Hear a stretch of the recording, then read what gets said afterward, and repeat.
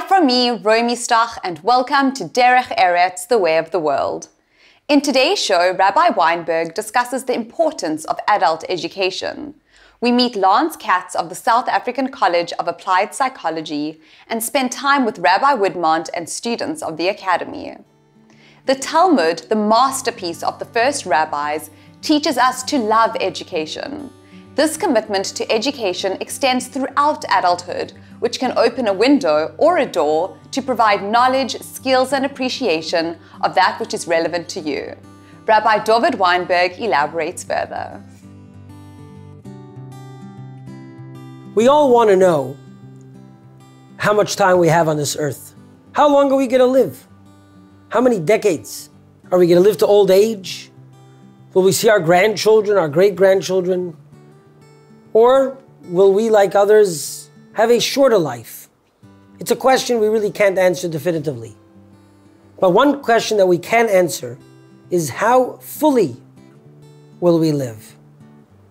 How much of our life will be truly lived? And the answer to that is found in the simple question of how curious are you? Are you always learning something new each day? Or are you satisfied with the knowledge that you have acquired? Are your experiences up? Have you done it all? Have you finished your bucket list? Or are you seeking new horizons, new questions, new destinations? The great Nobel laureate Easy Robbie, when he would come home from school, was not asked by his mother, how well did you learn today? Or how were your grades? Or what did you learn? She would ask him, did you ask any good questions today? And he credits that curiosity, that constant encouragement to ask the question, with his ability to develop new vistas of knowledge that eventually earned him a Nobel Prize. Our sages teach us, do not trust yourself until the day you die. This means that every day is a day of opportunity to study, to learn more, to never be satisfied with what we've known until now. The greatest gift we have is our mind and our ability to absorb and understand information, to notice the world around us and to constantly be marveled. This is a Derech Eretz. It is a truly good quality to be able to live each day fully, to appreciate that today is another day where I can assimilate some more information. Because if I don't learn today, then I have not truly lived this day.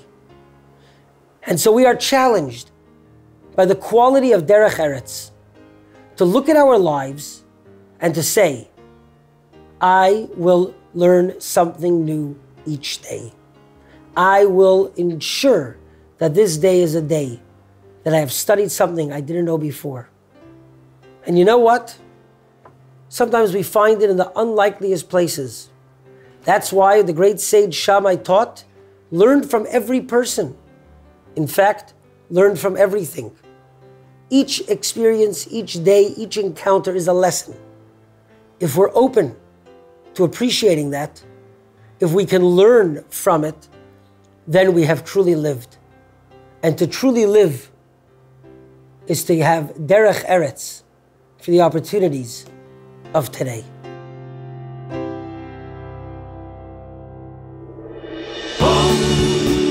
Derech Eretz.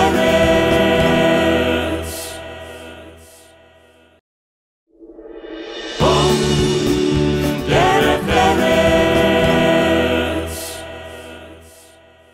Using the material and guidance of the London School of Jewish Studies, the Academy of Jewish Thought and Learning, or as it is more commonly known, the Academy, has opened up its doors in South Africa to form a vibrant program for modern Orthodox Jewish thought, scholarship, and education.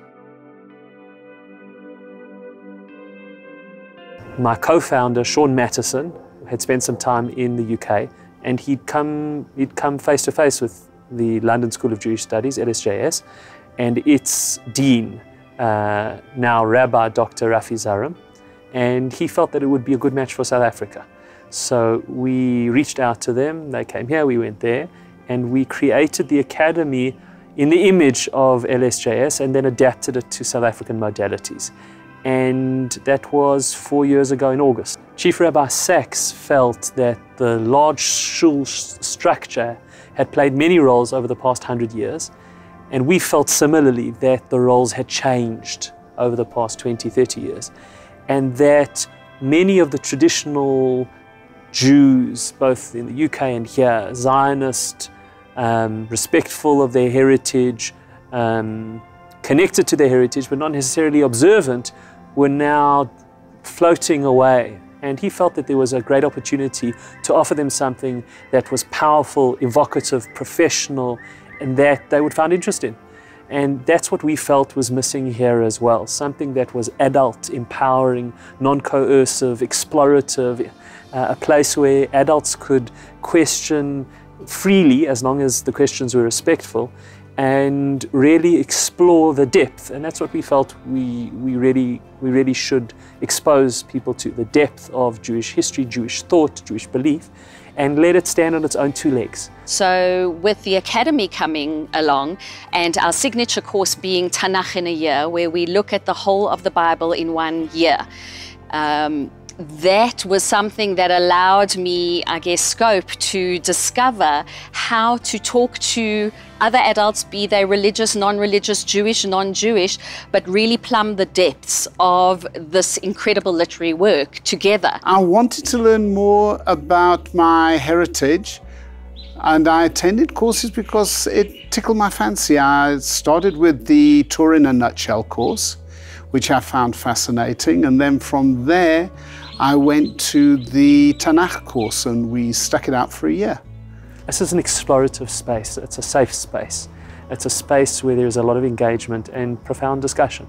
And it's a space which I feel is traditionally, authentically Orthodox Judaism. A space where you open a page of Talmud, people are debating backwards and forwards. That is the traditional Jewish space for learning. And we want people who can engender and create that space. We look for people who've already got a certain amount of knowledge, but people who can present and create that space, if they don't have the knowledge, it just takes us longer to bridge that gap, and they'll have a longer training cycle. We also look for people who are thirsty for knowledge and curious and constantly expanding their own boundaries. I've been teaching after hours, after my day job in conservation. I've been teaching a little bit of Tanakh, of Bible, and a few other things. But whenever I was teaching it, I felt that there was this huge gap in the community. There were a lot of people out there that needed to hear an adult point of view when coming to viewing the Bible. As adults, we grow up with Tanakh, with the stories of Noah and creation, etc., etc., and often we don't get beyond a more childlike understanding of the stories. We started in Johannesburg by building a faculty so that it's broad enough to have enough teachers that would be able to shoulder the burden of this massive course. And pretty soon after that, we moved to Cape Town and began the same process there, creating a group of faculty.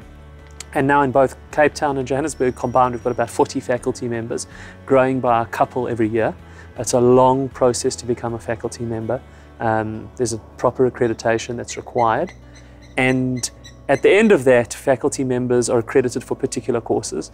And then we encourage them to start teaching other courses which we've prepared, and then to create their own courses. So the idea behind every academy course, there are two main functions, there are two main concepts that have to happen. One is there has to be engagement with text.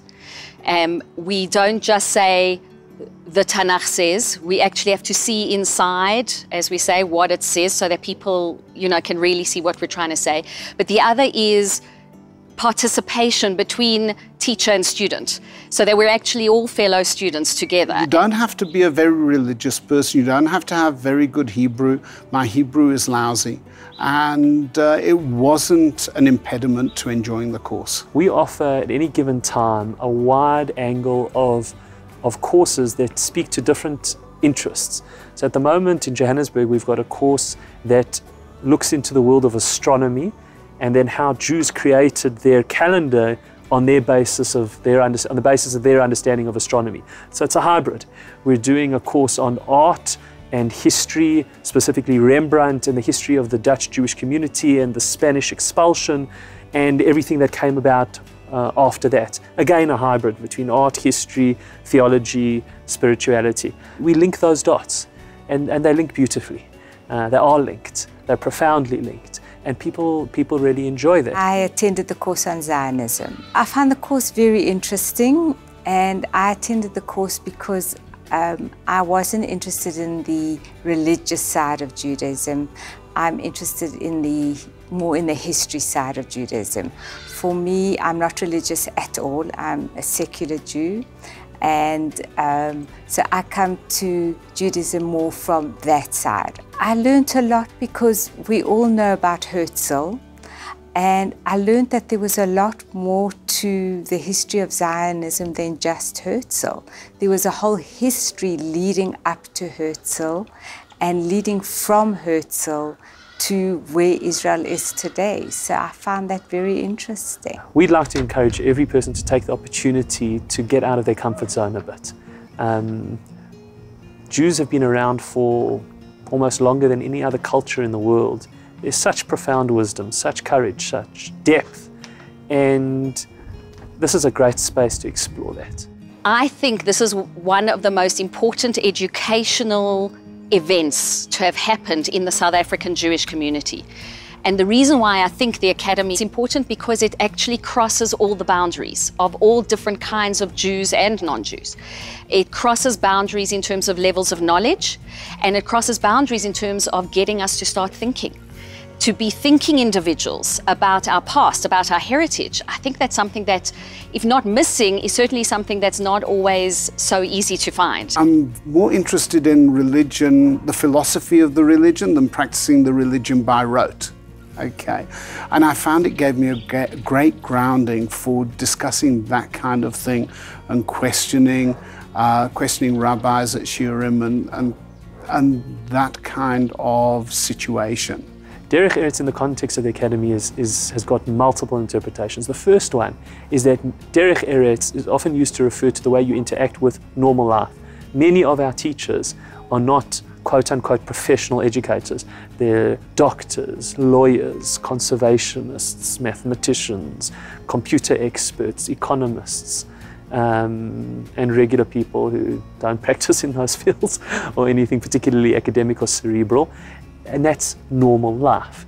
And it's an important part of the way that we live our Jewish life, that our teachers are often the people who have this knowledge because they then become role models for students. Because if a person who is operating on people till 10 o'clock at night can find the time to further their Jewish knowledge, why can't I? And that's a really important thing for us.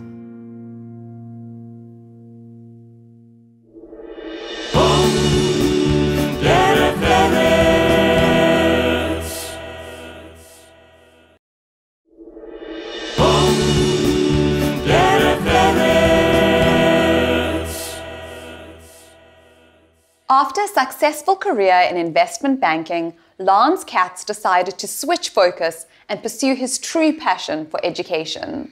Lance is now the CEO of the South African College of Applied Psychology and views SACAP as playing a critical role in addressing trauma and dislocation in society, as well as building a more socially cohesive and empowered South Africa.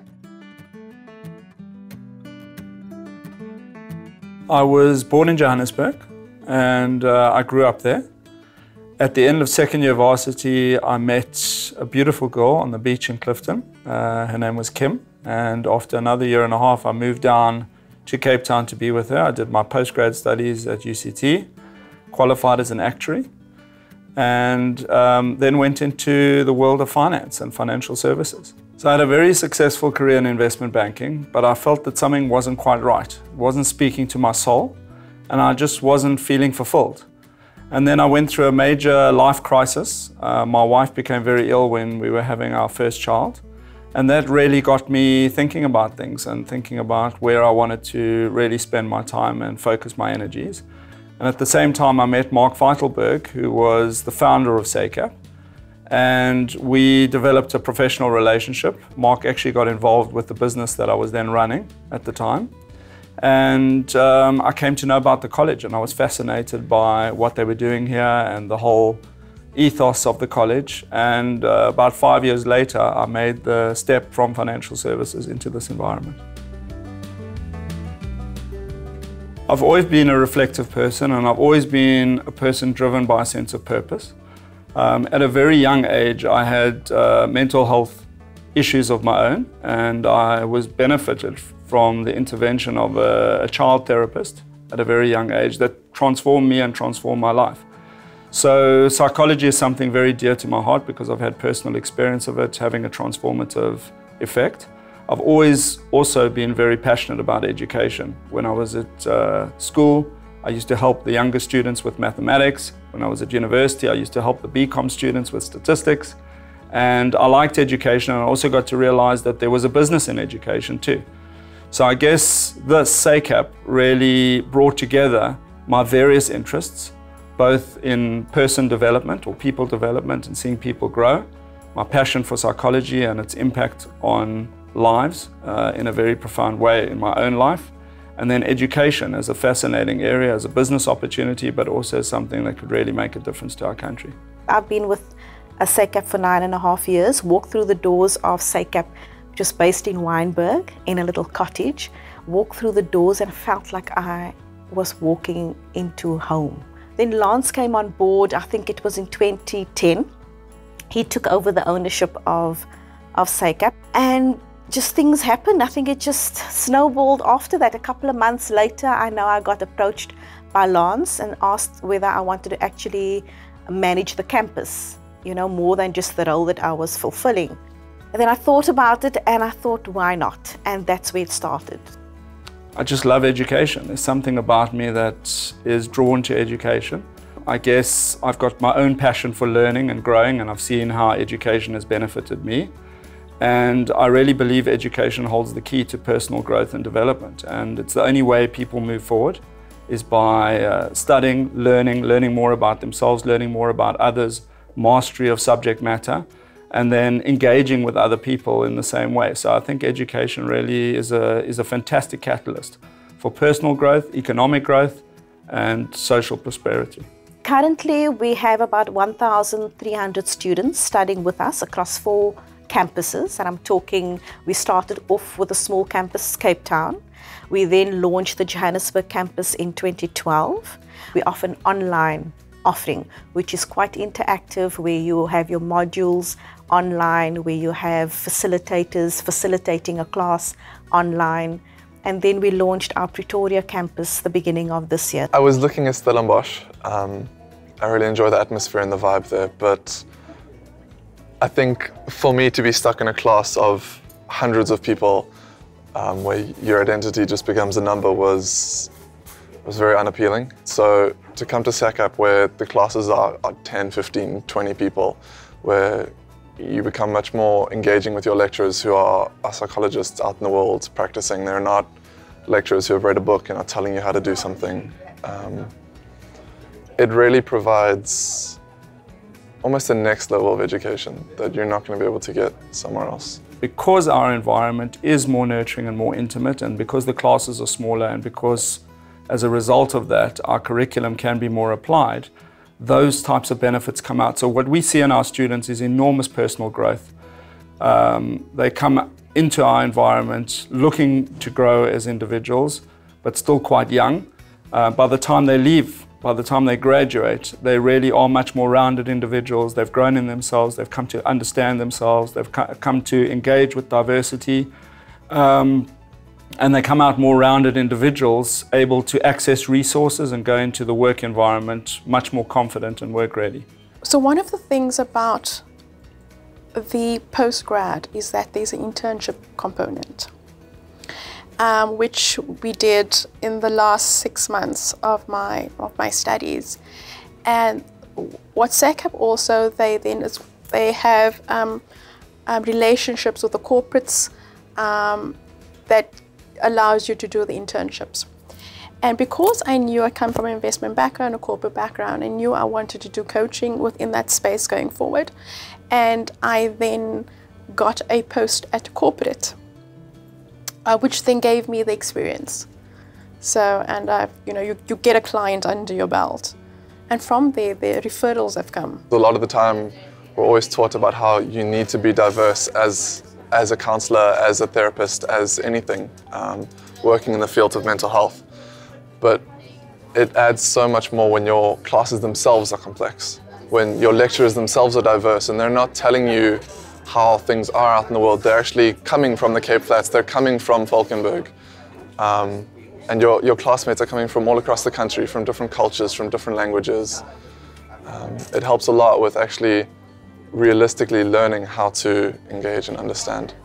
One of the biggest issues facing our country is the levels of dislocation, trauma, and general disharmony in society. And it's actually holding our country back. As much as skills are holding our country back, it's also the social ills that are holding our country back and preventing us from moving forward at the rate that we need to do. And mental health, unfortunately, is a generally neglected area of healthcare. So where there has been a great focus in our country on improving healthcare services generally, mental health sadly is being overlooked.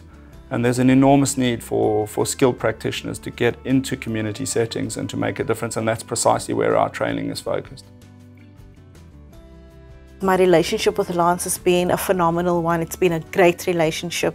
And I think what's worked is that we play to each other's strengths. But I think more importantly is that we have a world of respect for one another. You know, Lance is Jewish and I am Muslim, but we've never allowed that to interfere with our professional relationship. So, and I love what Lance always describes our relationship. He talks about two sides of the same coin. And that's, I suppose, why it works. We exactly that. We have different strengths that we bring to the workplace. And I think together as a leadership team, and obviously with our management team and the rest of the leadership team, we make that work. You know, growing up and speaking of my parents, they would always admire people that were what they called Menschen. And my dad would say, that person's a real mensch. And I think Derech Eretz is really about being a mensch. It's about doing things the right way. It's about acting ethically, being responsible and accountable, and just dealing with people kindly and in the right way, having respect for their dignity. I think that's a big part of Derech Eretz. Obviously, as I've come to learn more about the Torah and come to integrate a Torah lifestyle in my own life, I've come to realize that Torah and Derech Eretz are integrally related. And it's really about integrating Torah values into the way you engage with the real world. Talmud scholar Rabbi Yochanan said, "He who acquires knowledge without imparting it to others is like a myrtle in the desert where there is no one to enjoy." If you have missed any of our past episodes of Derech Eretz, you'll be able to watch them on our Derech Eretz Connect YouTube channel. From me, Romy Stoch, and the Derech Eretz team, remember, to learn something new is a timeless pleasure and a valuable treasure.